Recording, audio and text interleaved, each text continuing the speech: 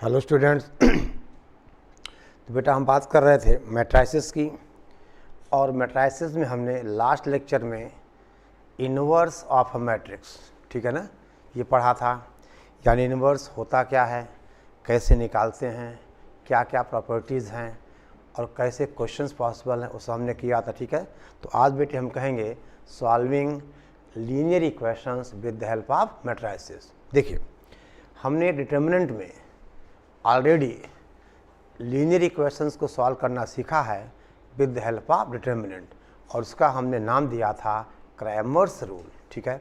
और अब हम उसी सिस्टम ऑफ इक्वेशन को with the help of matrices यानी with the help of inverse of a matrix, ठीक है। देखो बेटा, बोर्ड एग्जाम में एक क्वेश्चन मैट्रिक्स मेथड से इक्वेशन सॉल्व करने का बेटा आता ही आता है, ठीक है ना। और जेईई मेंस में एक क्वेश्चन यानी इन इक्वेशंस के कंसिस्टेंसी और इनकंसिस्टेंसी, जिसमें ट्रिग्नोमेट्री इन्वॉल्व हो जाती है, लॉग भी इन्वॉल्व हो जाता है, यानी कुल मिला के क्वेश्चंस की हमें वैरायटी मिलती है, ठीक है। तो आप हेडिंग डालिए solving linear equations with the help of matrices या matrix method. Write down solving linear equations with the help of matrices, with the help of, या आप सिंपल लिखो मैट्रिक्स, यानी लीनियर इक्वेशन को सॉल्व करने का matrix method. Write down let a1x plus b1y। देख बेटे, हमारे सिलेबस में 3 इक्वेशंस इन 3 अननोन्स, तो हम बात उसी सिस्टम की कर रहे हैं, यानी x, y और z ये 3 अननोन्स हैं और इन्हीं पे हम 3 लीनियर इक्वेशंस लेंगे। पहला है a1x plus b1y plus c1z equal to d1, ये बेटे पहली इक्वेशन है। Again a2x plus b2y plus c2z equal to d2, ये दूसरी इक्वेशन है। और a3x plus b3y plus c3z equal to d3, ये बेटा तीसरी इक्वेशन है। लिख लिया आपने। यानी अब हम मैट्रिक्स मेथड से बेटे हम सॉल्व करेंगे इस इक्वेशन को। हमें करना क्या है, देखिए, पहली बात बेटा हमने कहा let a is equal to, हमने एक मैट्रिक्स मानी इन x, y और z के कोफिशिएंट्स की, दैट इज a हुआ a1 b1 c1 बेटा a2 b2 c2 और a3 दिस इज b3 और ये बेटा c3, ठीक है ना। यानी a is equal to a1 b1 c1 a2 b2 c2 और a3 b3 c3, ठीक है। और अननोन्स की एक हमने column matrix, this is x, y और z, ठीक है ना। और बेटे फिर हमने कहा b इज इक्वल टू एक मैट्रिक्स कॉन्स्टेंट्स की कॉलम मैट्रिक्स d1 d2 और d3, ठीक है ना।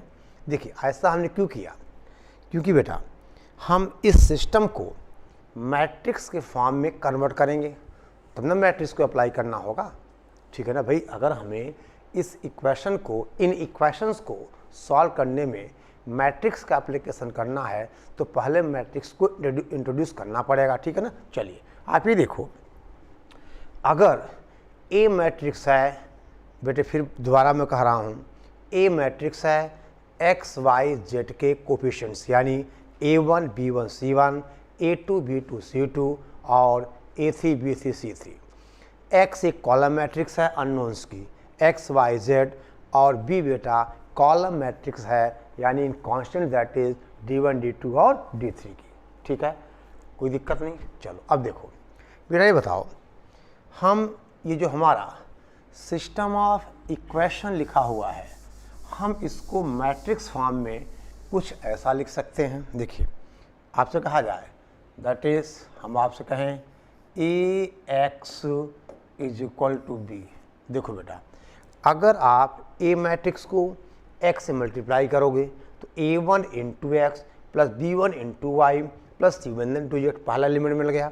दूसरा क्या होगा, a2x plus b2y plus c2z। तीसरा बेटा क्या होगा, a3x plus b3y plus c3z। यानी ये जो ax इक्वल टू b है ये इन इक्वेशन का बेटा मैट्रिक्स फॉर्म है। आप देख लो भी, देखिए दो मैट्रिसेस इक्वल कब होती हैं, जब a11 b11 के इक्वल, यानी अगर हम a इंटू एक्स को मल्टीप्लाई करके और b के इक्वल लिखेंगे तो हमें पहला इक्वेशन मिल जाएगा, फिर दूसरा, फिर तीसरा, यानी ax इक्वल टू b इस इक्वेशन का मैट्रिक्स फॉर्म या मैट्रिक्स इक्वेशन। अब बेटे यहाँ से आप क्या कहोगे, that is x is equal to, चलो बेटा लिखो a इनवर्स b हो जाएगा। समझे बात को, अगर ax is equal to b है तो x is equal to a inverse b। देख बेटा, अब आप मैट्रिक्स A का इनवर्स निकालोगे और इनवर्स निकालने में पुरानी कहानी बेटा क्या होता है, inverse adjoint of A upon determinant of A। और एडजॉइंट आप कैसे निकालते हो, उस मैट्रिक्स के हर एवरी एलिमेंट का उसकी डिटर्मिनेंट में कोफैक्टर और कोफैक्टर्स के मैट्रिक्स का बोलो ट्रांसपोज, यानी कुल मिला के कहानी कहाँ गई, वही कोफैक्टर बेटे।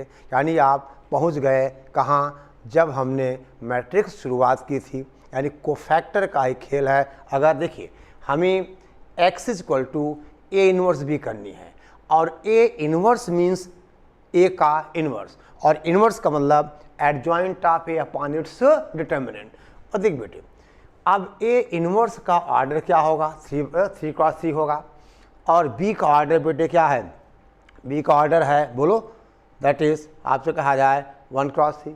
तो अब आप इनको जब मल्टीप्लाई करोगे तो आपको बेटा A इनवर्स B एक कॉलम मैट्रिक्स मिलेगी।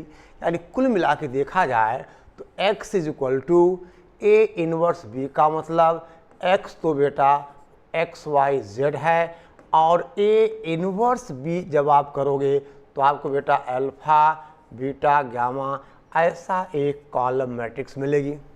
आप समझ रहे हो ना भी, A के इनवर्स का B के साथ मल्टीप्लिकेशन, B एक कॉलम मैट्रिक्स है, तो आप कहोगे A1 इंटू D1 ऐसे कुछ आ जाएगा, यानी अल्फा बीटा गामा। अब आप कंपेयर कर दो, क्योंकि जब दो मैट्रिसेस इक्वल होती हैं तो आपने कहा A11 के इक्वल, B11 वगैरह वगैरह, तो बेटा x कितना होगा, x अल्फा हो जाएगा, y बेटा बीटा हो जाएगा, और z की वैल्यू क्या हो जाएगी, गामा। ठीक है, और यहाँ आपको ध्यान दो बेटे, इधर देखिए हम कलर चेंज कर दे रहे हैं, यानी यहाँ से आप क्या लिखोगे, x is equal to A inverse का मतलब adjoint of A upon A का डिटर्मिनेंट इनटू बेटा B। यानी इस सिस्टम के कंसिस्टेंसी या इनकंसिस्टेंसी में फिर से रूल किसका होगा, A के डिटर्मिनेंट का। ठीक है, तो पहली बात बेटा सिस्टम ऑफ इक्वेशन दिया रहेगा, आपको उस सिस्टम का मैट्रिक्स इक्वेशन बनानी है, और मैट्रिक्स इक्वेशन बनाने के बाद जो अननोन मैट्रिक्स x है that is A inverse B। तो x देखो A इनवर्स B जब करोगे यानी A इनवर्स को B के साथ मल्टीप्लाई करोगे तो आपको एक कॉलम मैट्रिक्स मिलेगी। तो x की वैल्यू अल्फा, y की बीटा और z की गामा। समझ गए? ओके, इतना बेटा आप लिख लो और समझ लो। ठीक है, कुल मिला के बेटे कैलकुलेशंस ही हैं, तभी बोर्ड में एक सवाल तो पूछा ही जाता है। ठीक है ना, एक क्वेश्चन बेटे इससे आते ही आता है, ऐसा कोई साल नहीं गया कि मैट्रिक्स मेथड से एक क्वेश्चन सॉल्व करने को ना आया हो। ठीक है, चलो कुल मिला के रूल किसका होगा, कोफैक्टर का, क्योंकि हमें ए इनवर्स निकालना होगा। ठीक है, चलिए अब हम बात करें बेटे एक क्वेश्चन की, राइट डाउन। चलो इतना लिख लिया बेटे आपने, लिखिए एक सवाल है, क्वेश्चन है बेटे, solve the system of following equations bye matrix method. बेटा बोर्ड में लिखा रहेगा बाय मैट्रिक्स मेथड, यानी मैट्रिक्स मेथड को यूज़ करना है और हमें बेटा ये इक्वेशन सॉल्व करने, ठीक है। चलो आपसे कहा जाए बेटे पहली इक्वेशन है x + 2y + 3z = 1। मतलब पहली इक्वेशन है x + 2y + कहा जाए 3z = 1, ठीक है। बेटे दूसरी इक्वेशन है 2x + 3y, लिखो आप 2x + 3y + 2z = ये लिखा हुआ बेटा 2, ठीक है ना। और तीसरी इक्वेशन है, लिखे आप 3x + 3y, 3x + 3y + 4z = that is 1, ठीक है। ये बेटा तीन इक्वेशंस हैं और तीन अननोन, यानी पहली इक्वेशन x + 2y + 3z = 1, दूसरी इक्वेशन 2x + 3y + 2z = 2 और third equation 3x + 3y + 4z = 1, ठीक है। अब बेटे करना क्या है, देखो करना हम ये है A = आप एक मैट्रिक्स मान लोगे बेटे, कौन सी, इन कोफिशिएंट्स की, बोलो कितना, बोलो 1, ये कितना हुआ 2, ये 3, देन बेटा 2, उसके बाद 3, उसके बाद 2, ये हो गया बेटा 3, ये 3 और ये 4, ठीक है ना। और आप एक कॉलम मैट्रिक्स मानोगे अननोन्स की, यानी x, y और z की, और फिर बेटा b होता है इन कॉन्स्टेंट्स, यानी आपने कहा 1, 2 और 1, ठीक है। और देखिए इसका मतलब इस सिस्टम ऑफ इक्वेशन का जो मैट्रिक्स इक्वेशन बनेगा दैट इज Ax = b, यानी बेटा x = A इनवर्स b, ठीक है ना। तो पहला काम बेटे क्या किया जाए, इस मैट्रिक्स A का हम बेटे इन्वर्स निकालें, और इन्वर्स के लिए हमें पहले इसकी डिटर्मिनेंट की वैल्यू चाहिए। आई बात समझ में, क्योंकि आप A इन्वर्स डिफाइन करते हो adjoint of A upon its determinant, ठीक है ना। दे बेटे कितनी बार मैं बोल रहा हूँ कि A इन्वर्स का मतलब adjoint of A upon its determinant. हमने इस रिजल्ट को प्रूव भी किया हुआ है, ठीक है। चलो अब बेटा कुछ काम आपको करना पड़ेगा, ठीक है ना। नाउ A का डिटर्मिनेंट आप क्या लिखोगे बेटा, डिटर्मिनेंट दैट इज़ 1, 2, 3, ये हो जाएगा 2, 3, 3, ये बेटा 3 और 2, 4, ठीक है ना। चलो एक्सपेंड करो इसको, इतना तो बेटे करना पड़ेगा, यानी डिटर्मिनेंट है दैट इज़ 1, 2, 3, 2, 3, 2 और बेटा 3, 3, 4, ठीक है ना। और सॉल्व करोगे तो इसकी वैल्यू कितनी आ गई, देखो बेटे तो आपको खुद करना पड़ेगा। 1 यानी कितना 4 × 3 12 - 6 यानी कितना आ गया 6 आ गया, माइनस का 2 × इसका बेटे माइनर यानी 4 × 2 = 8 माइनस 3 × 2 = 6 यानी 8 - 6 कितना आ जाएगा, ये 2 आएगा और बाहर 2 है। चलो इसको हमने क्या किया, ये बेटा 2 आ गया।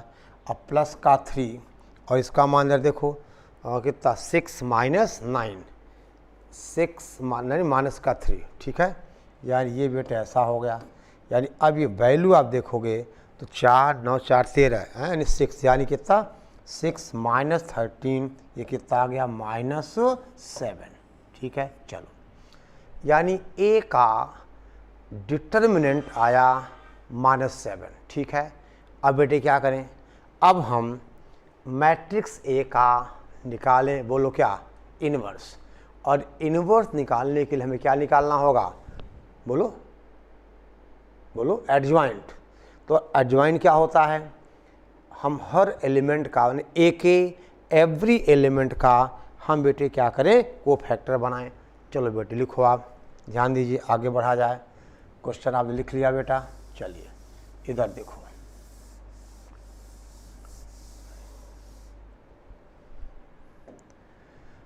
Now matrix of cofactors of A, matrix of हम बेटे कहें कोफैक्टर्स ऑफ किसका, एलिमेंट्स ऑफ ए। तो अगर बेटे मैं लिख रहा हूँ कोफैक्टर्स ऑफ ए का मतलब कोफैक्टर ऑफ एलिमेंट्स ऑफ ए, ठीक है ना, कोफैक्टर लिख ही देता हूँ, कोफैक्टर्स ऑफ एलिमेंट्स ऑफ ए। चलो बेटे ये 1 का कोफैक्टर, 1 किस प्लेस पे है, A11, तो कितना आएगा 4 3 या 12 माइनस कितना बेटा, दैट इज़ 6, ठीक है ना। अब बेटे एक काम कर सकते हो, आप वीडियो रोको और हर एलिमेंट का आप कोफैक्टर निकाल लो, ठीक है ना। तो 1 का 6 आ गया, ऐसे बेटे 2 का, 2 कौन सा प्लेस पे है, A12, तो -1 की पावर 1 + 2 यानी -1 की पावर 3 यानी एक नेगेटिव पहले आ जाएगा। देखो साइन का ध्यान बेटे देना होगा, तो इसका कोफैक्टर हुआ 2 वाले का, देखो 8 - 6 2, लेकिन माइनस बाहर है तो बेटा -2। ऐसे ही इस वाले 3 का, ये वाला 3 कौन सा प्लेस है, A13, तो -1 की पावर 1 + 3 क्या आएगा, पॉजिटिव आएगा, जिसका बेटे आ गया -3, ठीक है ना। अगेन बेटा सेकेंड रो के एलिमेंट्स का 1 - 5 3, दिस इज 1 - 5 और बेटे 3, ठीक है।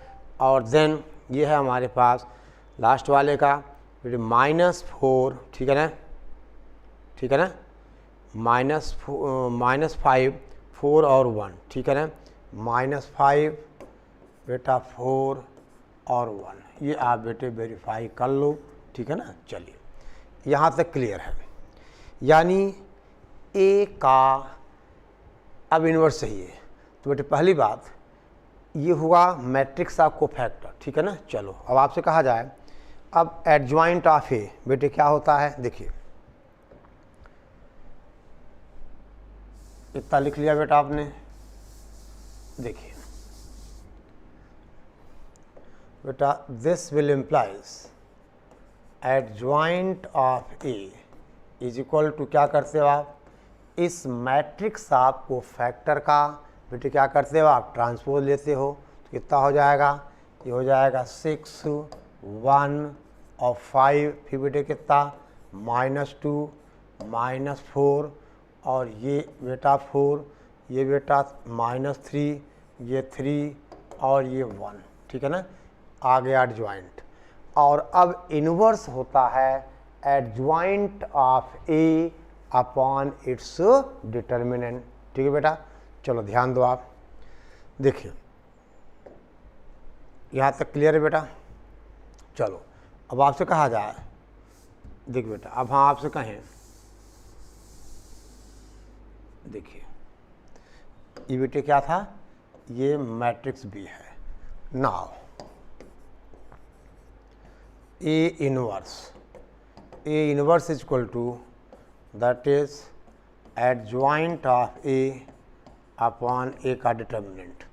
तो ए का डिटर्मिनेंट बेटा -7 आया है और एडजॉइंट आपने लिखा है 6 1 और 5, दैट इज -2 -5 और बेटे 4, दैट इज -3 3 और 1, ये आ गया बेटा इनवर्स, ठीक है। बोलो, और अब आपने कहा था, देख बेटा ये इनवर्स लिखा हुआ है और x आपने कहा था A इनवर्स B, यानी मैट्रिक्स फॉर्म क्या आया था। आगे बढ़े बेटे, इतना लिख लिया आपने। चलो अब आपसे कहा जाए नाउ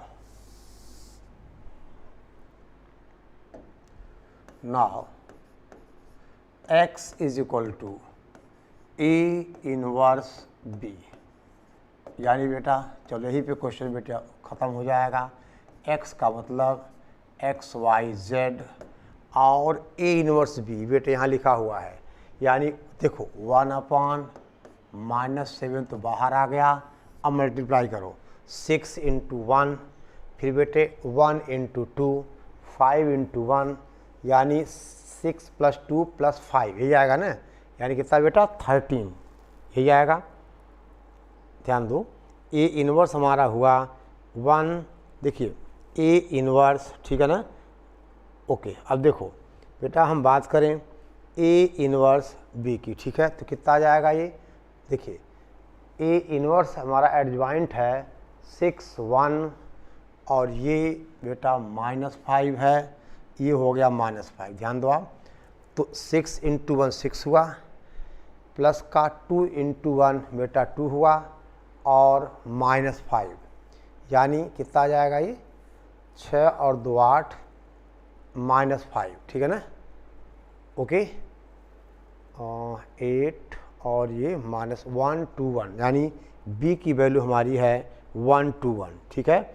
यानी A इनवर्स B की बेटे हम बात करें, ठीक है, कितना आ जाएगा, ऊपर आएगा 6, देखो आप 6 1 और बेटे -5, और B है 1 2 1, तो एक ही एलिमेंट आएगा ना, तो कितना आ गया ये आ गया 6, ठीक है ना। यानी एक बेटा कॉलम मैट्रिक्स आएगी, ठीक है ना। तो कितना हो गया ये 6 + 2 और माइनस बेटा 5, कोई बात नहीं, अगेन -2 और फिर कितना -10, ठीक है ना, और फिर बेटा प्लस का 4, समझ गए। देखो ये फर्स्ट रो एक कॉलम भी है वहाँ, तो -2 का 1 के साथ -2, -5 का 2 के साथ -10, और 4 के साथ 1 का 4, फिर -3 का 1 के साथ कितना बेटा -3, फिर 3 के पार्ट 2 कितना बोलो 6 और +1, ठीक है ना। यानी बेटा अब आपसे कहा जाए ये हुआ 6 + 2 यानी 8 -5 3, और बाहर -7 है, ठीक है। चलो अगले स्टेप में हम बेटे आंसर लिख देंगे। देखिए दिस विल इम्प्लाइज, देखो बेटा x का मतलब x y z is equal to 1/-7, और ये 8 -5 3, और 10 और 2 12 है, माइनस का 12 प्लस का 4 कितना बेटा माइनस का 8, सॉरी हाँ माइनस का 8, और 6 एक साथ 7 -3 कितना हुआ 4, ठीक है ना। ओके, कितना आ गया बेटा 6 एक साथ, एक बार इसको फिर चेक कर लो, माइनस के साथ 1 का -3, फिर 3 के साथ 2 का 6, 1 के साथ 1, यानी ये बेटे हुआ 3 8, और दिस इज कितना माइनस का 2, देखो ये बेटे है -3 और, ठीक है ना, -3 और 3, और ये बेटे एलिमेंट है -1, ठीक है, ये -1 समझ लो, ठीक है। तो कितना आ गया ये आ गया हमारा -3 + 3 तो कैंसिल हो गया, -1 यानी ये कितना बेटा 2 आ गया, ठीक है। यानी x y z हमारा बना 1/-7 3 -8 और 2, ठीक है। चलो ध्यान दो बेटा ये -2, ठीक है, 3 -8 और, ठीक है बेटा, ये प्लस का 2। अब देखिए ध्यान दो, दिस विल इम्प्लाइज, अब देख बेटा इसका मतलब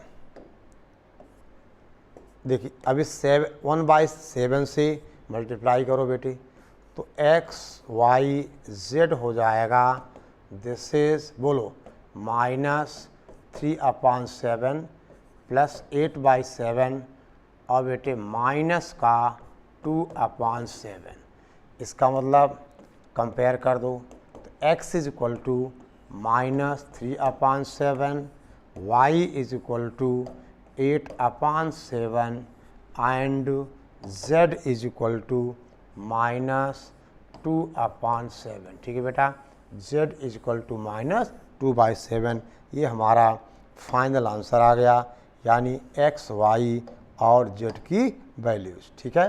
यानी x हुआ कितना -3/7, y हुआ 8/7, और बेटा z हुआ -2/7, ठीक है। ये मैट्रिक्स मेथड से हमने इक्वेशन को सॉल्व किया, ठीक है। ओके, देख बेटे थोड़ी कैलकुलेशंस हैं, और प्लस माइनस का बहुत चक्कर, क्योंकि को फैक्टर की आपने डेफिनेशन कही है ना कि -1 की पावर i + j और mi j, ठीक है। तो इस बात का आपको ध्यान देना होगा, ठीक है। चलिए बेटा एक और क्वेश्चन सॉल्व करिए, ठीक है। चलो लिखो बेटे, थोड़ा प्रैक्टिस आपकी हो जाए, ठीक है। Write down.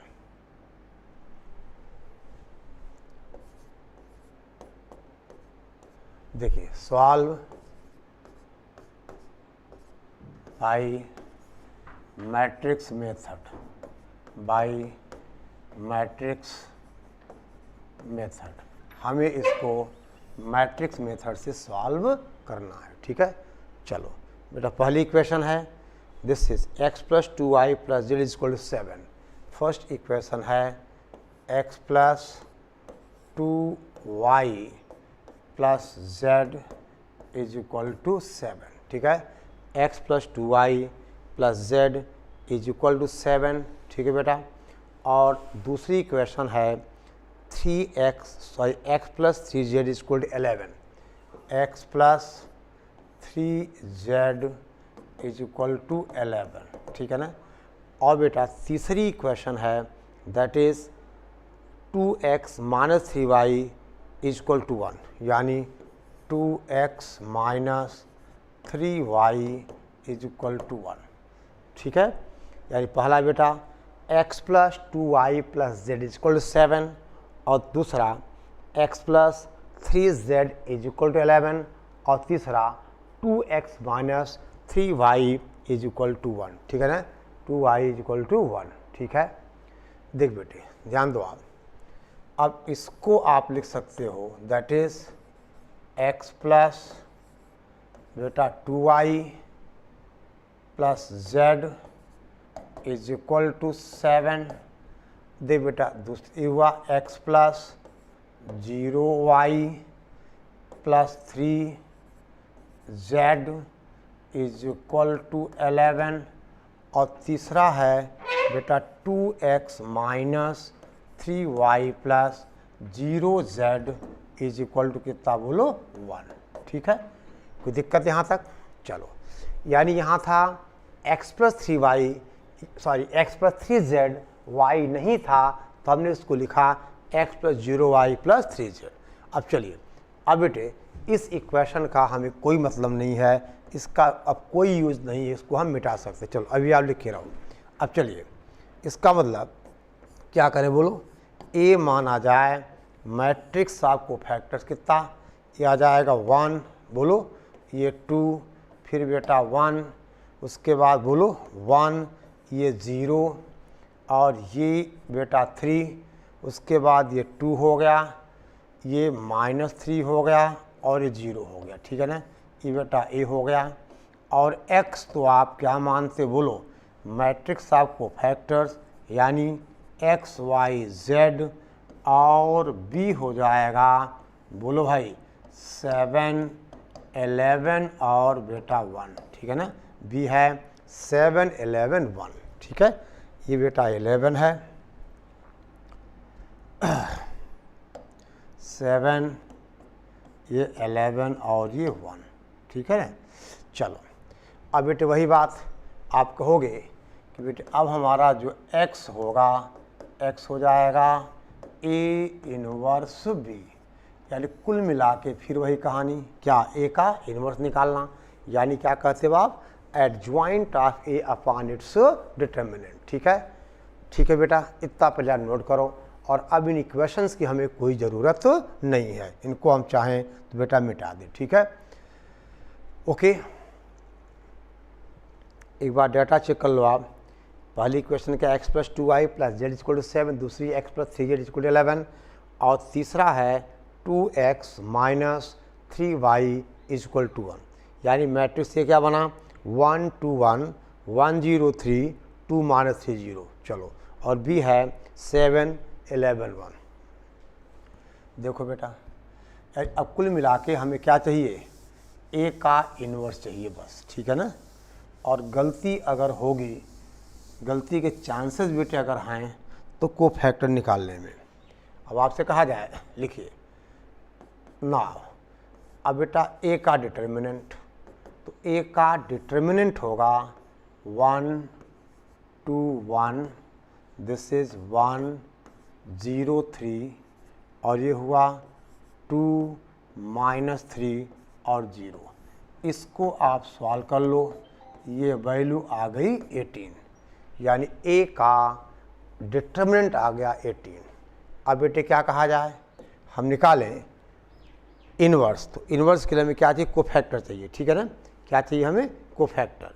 तो आपसे कहा जाए कि बेटा matrix of cofactors, right down matrix of cofactors is equal to, चलिए इस 1 का बेटे कोफैक्टर कितना आएगा, 0 यानी प्लस का 9, ठीक है ना। इसका कोफैक्टर कितना आ गया, 9 आ गया। चलो बेटे निकालो आप।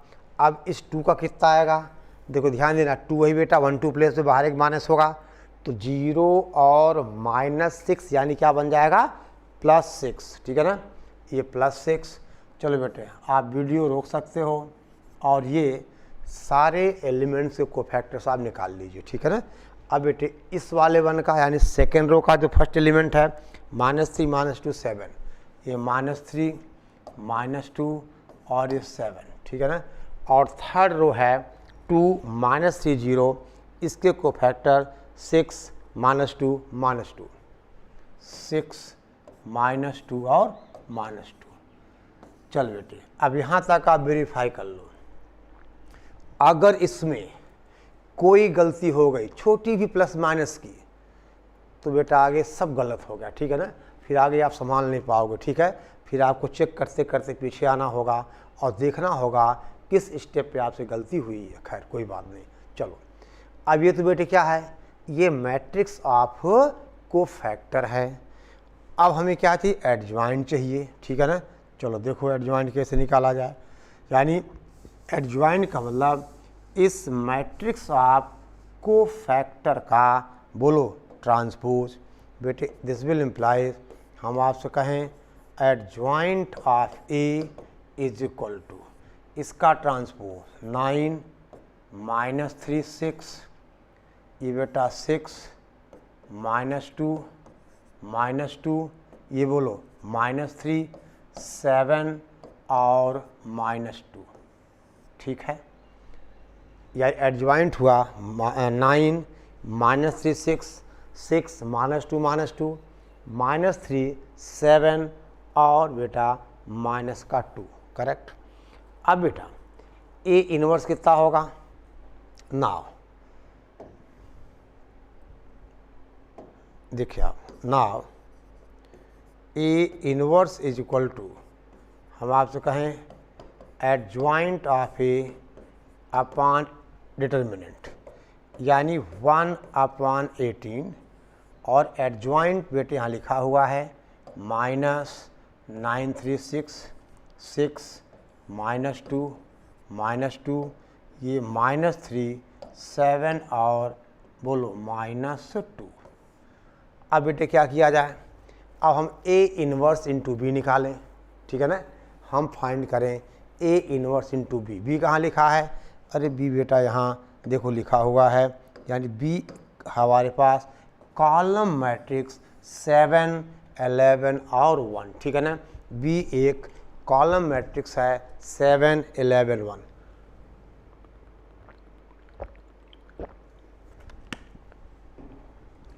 देखो बेटा ठीक है, चलिए इतना बेटे पहले आप नोट कर लो। देखो बार बार मैं कर रहा हूँ बेटे, अगर यहाँ तक कोई कैलकुलेशन मिस्टेक होगी तो आगे आपका पूरा मामला गड़बड़ हो जाएगा। चलिए अब बेटे कहा जाए, now x is equal to A inverse B का बेटा मतलब देखो,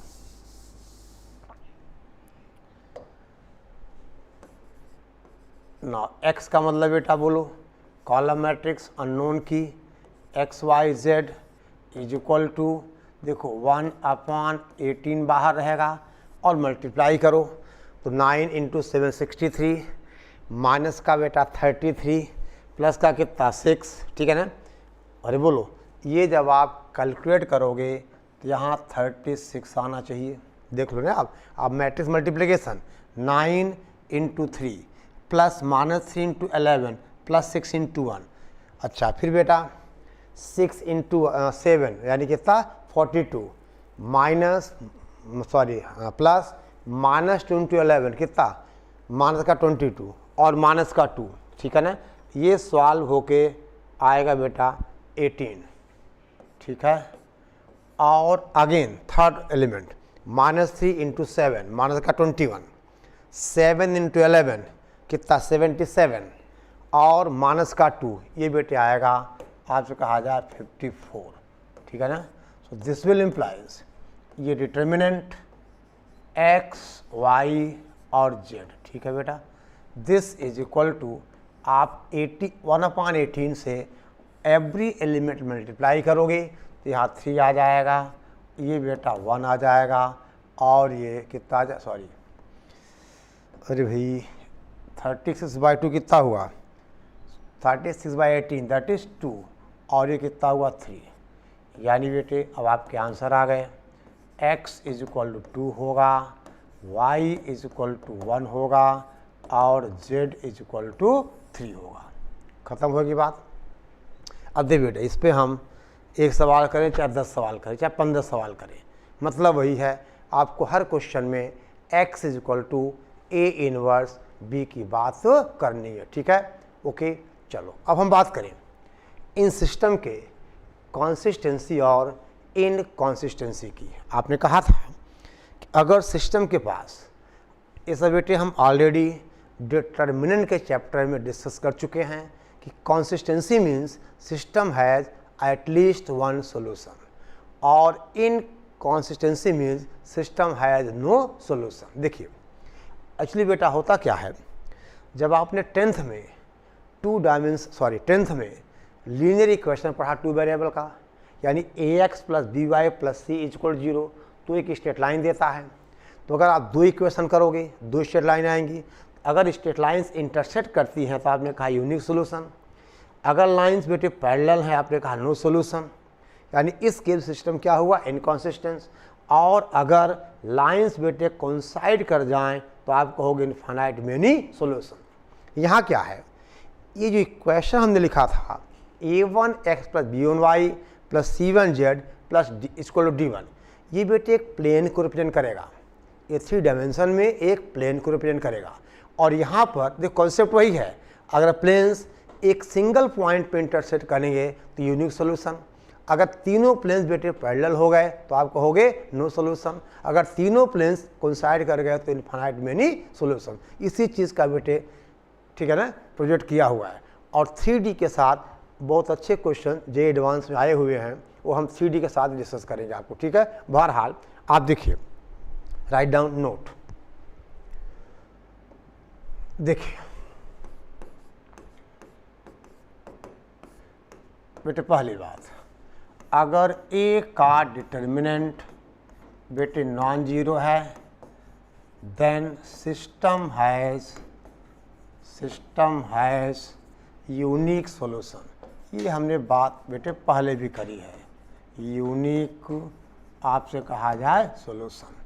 दूसरी बात बेटा, अगर a का डिटर्मिनेंट 0 हो जाए, देखो अगर a का डिटर्मिनेंट 0 है तो आप क्या करते हो, आप एडजॉइंट ऑफ a इंटू बेटा b की बात करते हो, ठीक है ना। आप करते हो adjoint of a into b।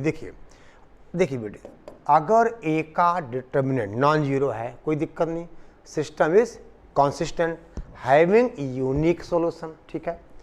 अब अगर a का डिटर्मिनेंट 0 हो जाए, देखो 0 हो जाए और एंड लिखिए adjoint of a into b, ये बेटा नॉन जीरो हो, then system has no solution, then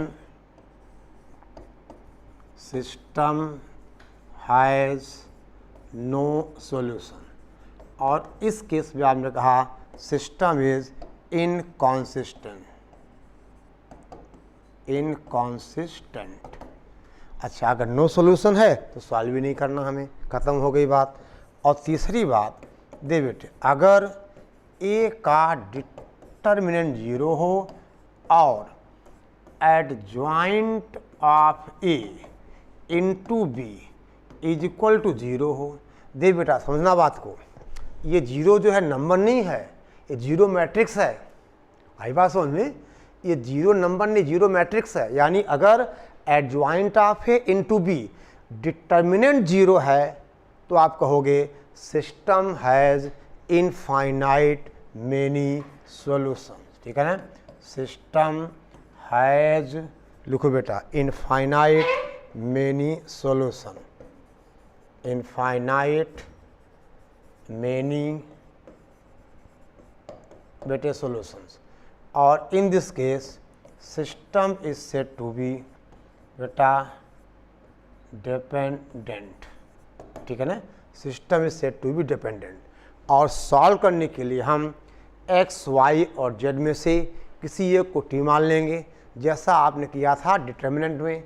भी आपके पास देखिए, अगर ए का डिटर्मिनेंट नॉन जीरो है तो सिस्टम हैज़ बेटा यूनिक सॉल्यूशन और कोई दिक्कत नहीं। अगर ए का डिटर्मिनेंट 0 है तो हमें जाना होगा adjoint of A into B पर। अगर adjoint of A into B non zero है, system has no solution and system is said to be inconsistent. और अगर ए का डिटर्मिनेंट 0 है और adjoint of A into B 0 है, then system has infinite many solution and system is said to be dependent. देखिए इन दोनों case में सिस्टम क्या होगा, कॉन्सिस्टेंट होगा। यहाँ आपने कहा सिस्टम इज कॉन्सिस्टेंट, बस ये केस होगा जब नो सॉल्यूशन है तो आपने कहा सिस्टम इज इनकॉन्सिस्टेंट। ठीक है, और बेटा इन पे वही क्वेश्चंस आ जाते हैं। ठीक है ना, पैरामीटर्स पे कि इक्वेशन दिया रहेगा और कहेगा कि अगर ये सिस्टम इनकॉन्सिस्टेंट है या कॉन्सिस्टेंट है तो पैरामीटर की वैल्यू। और ऐसे क्वेश्चंस हम ऑलरेडी बेटा डिटर्मिनेंट में कर चुके हैं। ठीक है ना, ऐसे क्वेश्चंस हम ऑलरेडी डिटर्मिनेंट में हम बेटे कर चुके हैं। ठीक है, आई बात समझ में? ओके, ठीक है ना। अब देख बेटा, जैसे आपसे कहा जाए, ठीक है ना बेटे, ऐसे क्वेश्चंस हम बेटे सिस्टम पे कर चुके हैं। ठीक है, ध्यान दीजिए, आपसे कहा जाए, हम आपसे कहें solve the following system of equations. एक क्वेश्चन देखो आप, क्वेश्चन है हमें बेटे सॉल्व करना है 2x + 4y + 6z is equal to 8। 2x plus बेटा 4y + 6z is equal to 8। ठीक है ना, फिर बेटे x + 2y + 3z is equal to 5। x + 2y + 3z is equal to 5। और हम बेटे कहें x + y + 3z is equal to 4। x + y + 3z is equal to 4। देख बेटा, अगर देखा जाए तो हम ऐसे कह देंगे सिस्टम है नो सॉल्यूशन, क्योंकि देखो एक ये प्लेन एक ये प्लेन, और दोनों का बेटा देखो अगर आप इसको 2 से डिवाइड कर दोगे तो ये मिल जाएगा। जैसे दो लाइंस की इस लोग बराबर लाइंस क्या पैरेलल होती हैं, तो ये ऐसे है। अगर दो प्लेन्स के, यहाँ हम कहते हैं डायरेक्शन रेशियो, जो बात की बात है। खैर, तो देखा जाए तो इसका नो सॉल्यूशन ही आएगा। ठीक है ना, और कैसे देखो, पहली बात बेटा आप ए का डिटर्मिनेंट देखो, ए का डिटर्मिनेंट देखोगे तो आ जाएगा 2, 4। या देख बेटे, हम ए एक पहले मैट्रिक्स लिख लें। आपसे कहें हमने बेटा कहा ए कोई एक मैट्रिक्स है। देखो A is equal to, this is 2, A बेटा 4 और ये 6, ये 1, देख बेटे 1 और ये 2 और ये 3, यहाँ बेटा 1, 1 और 3। अब ए का डिटर्मिनेंट बेटा 0 आ गया, क्योंकि आप फर्स्ट रो से 2 बाहर निकाल लोगे, 2 आइडेंटिकल हो जाएंगी। और अब बेटे क्या करें हम, अब देखिए, अब इसका मतलब ए का डिटर्मिनेंट 0 है तो आपको निकालना होगा adjoint of A into B. ठीक है बेटे, चलो अब बेटे मैं आपके ऊपर छोड़ता हूँ, आप इस मैट्रिक्स ए का बेटा एडजॉइंट निकालिए। ठीक है ना, आप मैट्रिक्स ए का एडजॉइंट निकालिए, ठीक है ना। तो adjoint of A into B जब आप करोगे तो बेटे आएगा that is 20 minus 40 0, that is 20 minus 40 और 0, दिस इज बेटा नॉट इक्वल टू 0। यानी हम आपसे कहें कि सिस्टम हैज़ नो सॉल्यूशन, यानी सिस्टम हैज़ नो सॉल्यूशन। समझ गए बात को कि बेटा आप निकाल लोगे ना भाई, इसका एडजॉइंट निकालना और बी क्या होगा, बी तो 5 4 और 8 ही दिया है, यानी यहाँ पर जो बी दिया हुआ है बेटा बी का मतलब दिस इज 8 5 और 4, ठीक है ना। बी का मतलब 8 5 4 और आप देखोगे तो adjoint of A into B आएगा बेटा नॉन जीरो। तो आपने कहा सिस्टम हैज़ नो सॉल्यूशन, और no solution mean system is inconsistent. आप क्या कहोगे यहाँ बेटा, इनकॉन्सिस्टेंट, इनकॉन्सिस्टेंट, ठीक है। ओके, तो बेटा इतना आप कंप्लीट करिए, ठीक है।